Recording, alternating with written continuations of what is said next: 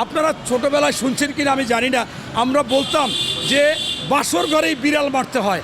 ঠিক আজকে দেখেন লোয়ার করে কত বড় কলিজা, যে সেখানে আপনার মিছিল দেয়, আর সেখানে আইনজীবীরা মিছিল দেয় তাদের আজকে এইটা দেখে সেই ছাত্র জনতা যারা ছিল, আজকে সেই ছাত্র সংগঠনের বৈষম্যবিরোধী ছাত্ররা দেখেছেন যে হাইকোর্টে মিছিল করেছে, ঘেরাও করেছে, এবং সেই চাপে 12 জন বিচারপতিকে ছুটি দিছে। ছুটি মানে তোমরা যাও, আরও লজ্জা থাকলে ও যদি মানিকে না হয়, ওই যে সেই শামসুদ্দিন মানিকের মতো যদি সেই নির্লজ্জ না হয়, তাহলে ওরা স্বেচ্ছায় পদত্যাগ করার কথা, এবং আমার মনে হয় ওদের সাথে সাথে পদত্যাগ করা উচিত ছিল যদি লজ্জা শরম থাকে। আসলে বাংলাদেশে আওয়ামী লীগ যারা আছে এদের তো লজ্জা শরম নাই, লজ্জা শরম নাই বিদেই আজকে এই শেখ হাসিনা ইচ্ছা মতো যা ইচ্ছা বলছে।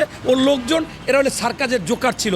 তাই আমি মনে করি তাদেরকে গ্রেপ্তারের আওতায় আনা উচিত এবং আরও কঠিন হওয়া উচিত এই তত্ত্বাবধায়ক ওই অন্তর্বর্তীকালীন সরকারকে। যদি অন্তর্বর্তীকালীন সরকার সেটা না হয়, তাহলে ওই আপনার উনি যখন জাতিসংঘে গেছে সেই সময় ওনার পদত্যাগ চায়, ফাঁসি চায়, এখানে ফাঁসি চায়, এত আন্দোলন হয়, এগুলো করার সাহস পেত না। আজকে আওয়ামী লীগ যে সমস্ত অপকর্ম করেছে, যতগুলো গণহত্যা করেছে, তারপর দুর্নীতি করেছে, অর্থ পাচার করেছে, সেইগুলোর সাথে কোনোভাবে তারা আবার ঘুরে দাঁড়াবার কথাও না, বা কোনো কথা বলার কথা না।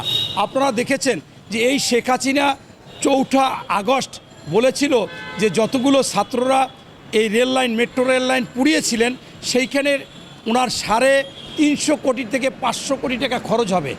350 কোটি টাকা থেকে 500 কোটি টাকা খরচ হবে, অথচ সেইখানে এই সরকার মাত্র 1,38,00,000 টাকায় 2টি টোটাল যে আমাদের ওখানে স্টেশন ছিল সেটা পরিপূর্ণভাবে ভালো করেছে, এবং আগের চেয়েও এখন সার্ভিসটা ভালো দিচ্ছে।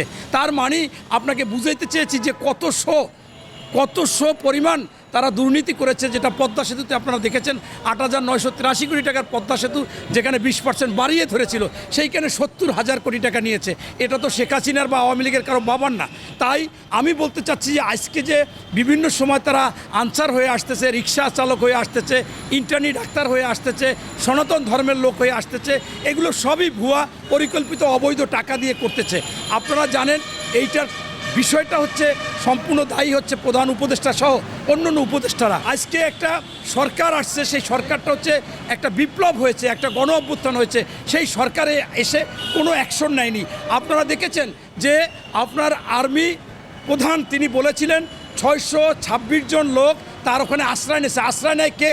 যখন সে অপরাধী হয়, মনে করে যে আমাকে কেউ গ্রেপ্তার করবে, আমাকে আমার সম্পদ লুটে নেবে, আমাকে মেরে ফেলতে পারে, সেই সময় তো সে আশ্রয় নেয়। তাহলে এরা অপরাধী। সেই 626 জনের মধ্যে মাত্র 6 জনকে এই সরকারের কাছে দিচ্ছে, আর 620 জন নাই। এরা কারা? এইরা যদি প্রথমেই তাদেরকে গ্রেপ্তার করা হতো। মুদ্রা কথা হচ্ছে যে আওয়ামী লীগের একজন রিক্সা চালক ছিল, সে শ্রমিক লীগ করে তার রিক্সা বাদ দিয়ে সে বিল্ডিং করেছে।